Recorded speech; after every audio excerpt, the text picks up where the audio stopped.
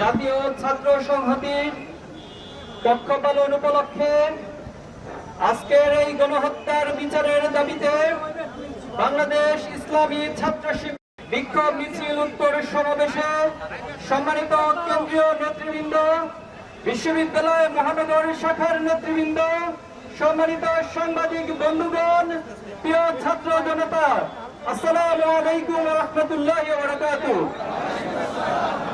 সংগ্রামী উপস্থিতি, আজকে যে এই জায়গায় আমরা দাঁড়িয়ে আছি 2006 সালের 28 অক্টোবরে লগি বৈঠার তাণ্ডবের মধ্য দিয়ে সারা পৃথিবীবাসীকে দেখিয়ে দেখিয়ে মানুষ হত্যা করে খুনি হাসিনা বাংলাদেশের ফ্যাসিবাদের সূত্রপাত ঘটিয়েছিল। সেই ধারার অব্যাহত রেখে বিডিআর হত্যাকাণ্ড, শাপলা চত্বরে আলেম ওলামাদের উপর হত্যাকাণ্ড, জামাত নেতৃবৃন্দের হত্যাকাণ্ড, সকল দেশপ্রেমিক হত্যাকাণ্ডের মধ্য দিয়ে খুনি হাসিনা তার ফ্যাসিবাদকে কায়েম রেখেছিল। একজন ব্যক্তি এবং একজন পরিবারের কাছে সারা বাংলাদেশের মানুষকে জিম্মি করে রেখেছিল।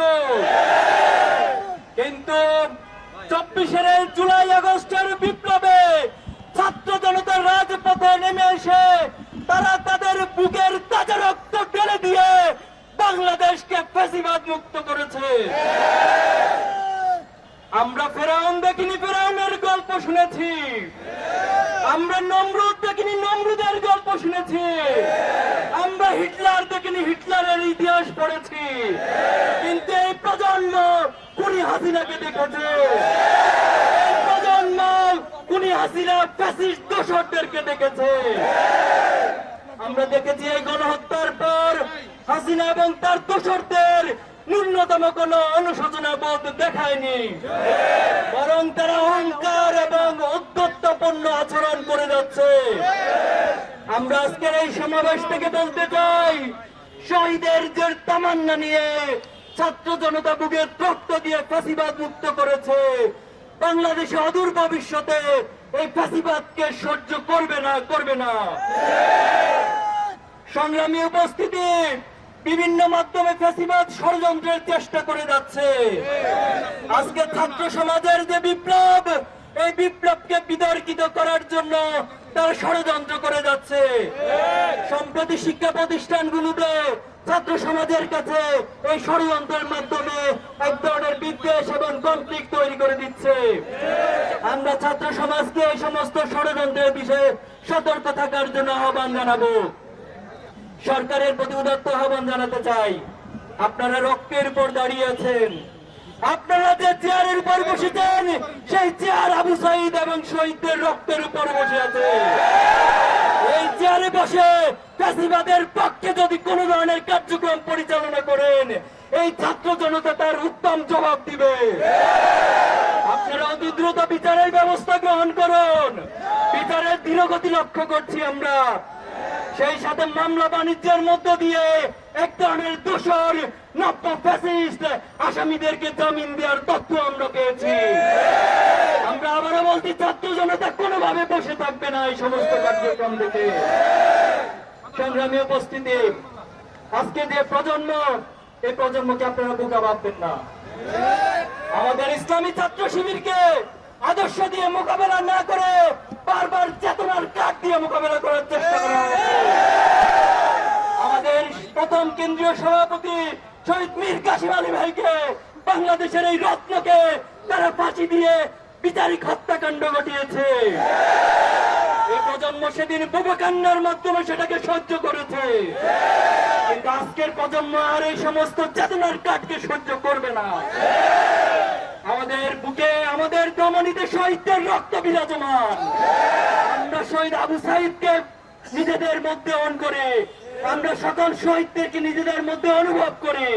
এই শহীদের রক্তের অনুভবকারী যে প্রজন্ম, তাদের সাথে গাদ্দারি করতে কখনো কেউ সাহস করবেন না।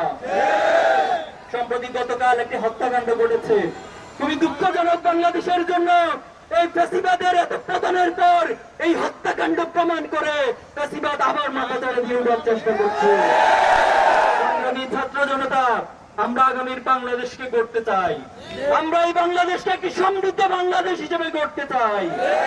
এই প্রজন্ম তারা সততা, দক্ষতা, দেশপ্রেমের মধ্য দিয়ে বাংলাদেশকে গড়তে চায়। আমরা ইব্রাহিমের উত্তরসূরি, আমরা ইসমাইলের উত্তরসূরি, আমরা শাহজালাল শাহপরানের উত্তরসূরি, আমরা সালাউদ্দিন আইয়ুবীর উত্তরসূরি, আমরা শহীদ সাব্বির আইয়ুব থেকে শুরু করে শেষ পর্যন্ত শহীদ আব্দুল্লাহ পর্যন্ত সকল শহীদের উত্তরসূরি। এখন আমরা বলতে চাই, আগামী দিনের যে বাংলাদেশে যারা নেতৃত্ব দিবেন, বাংলাদেশকে যারা পরিচালনা করবেন, আগামী দিনের বাংলাদেশ হবে সততার বাংলাদেশ, আগামী দিনের বাংলাদেশ হবে দক্ষতার বাংলাদেশ, আগামী দিনের বাংলাদেশ হবে শহীদ প্রজন্মের বাংলাদেশ, আগামী দিনের বাংলাদেশ হবে দেশপ্রেমিকদের বাংলাদেশ। আজকের এই মিছিলোত্তর সমাবেশে সকলকে অংশগ্রহণের জন্য ইসলামী ছাত্র শিবিরের পক্ষ থেকে আন্তরিকভাবে ধন্যবাদ এবং কৃতজ্ঞতা জানিয়ে আমরা আমাদের আজকের সমাবেশ এখানেই সমাপ্ত ঘোষণা করছি। আপনাদের সবাইকে ধন্যবাদ। বাংলাদেশ জিন্দাবাদ, ইসলামী ছাত্র শিবির জিন্দাবাদ।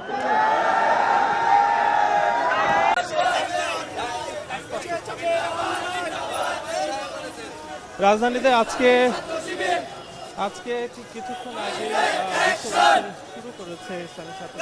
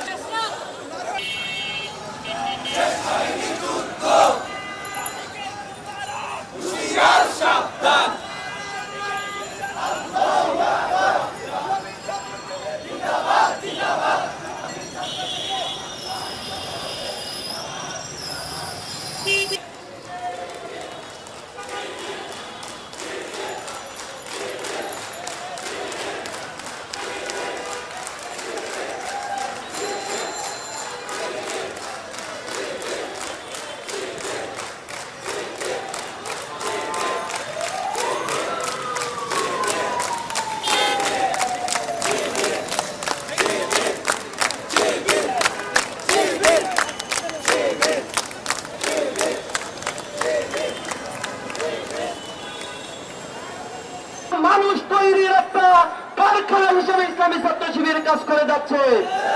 আমরা সরকারকে উদাত্ত আহ্বান জানাই। আমরা দেশের দীর্ঘদিন দেখতে পাচ্ছি প্রশাসন এখনো কার্যকর হয়নি। গণহত্যার সাথে জড়িত ছিল তাদেরকে বিচারের আওতায় কারণে আজ এক বিশৃঙ্খল পরিবেশ সৃষ্টি করে বাংলাদেশকে অকার্যকর